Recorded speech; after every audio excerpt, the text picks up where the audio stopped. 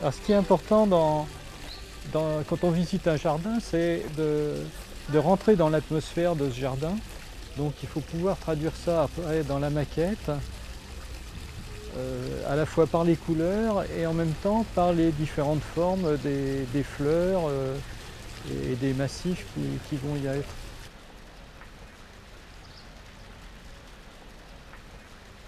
Alors au fur et à mesure que je visite le jardin, en même temps que je m'en imprègne, je la construis un petit peu, je vois déjà un peu les fournitures que je vais prendre pour faire tel arbre ou tel ensemble d'arbres.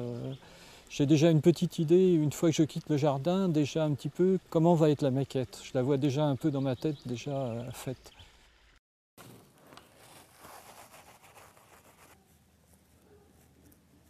J'ai créé une société spécialisée dans la maquette de jardin et de paysage.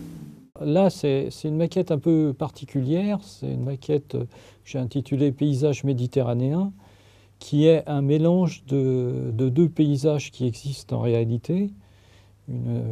Un domaine privé sur la Côte d'Azur et puis une villa à Saint-Jean-Cap-Ferrat. Là, nous avons ce qu'on peut dire une maquette coup de cœur. C'est une maquette des Ortillonnages d'Amiens. Et quand j'ai vu le paysage, je me suis dit, ça, il faut que je la fasse en maquette.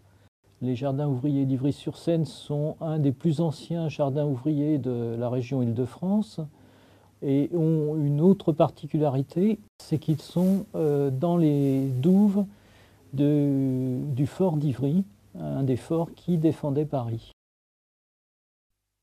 Alors, la maquette que j'ai faite pour un film sur la création du château de Versailles est une maquette qui a été faite en plusieurs morceaux pour illustrer plusieurs étapes de la construction du château.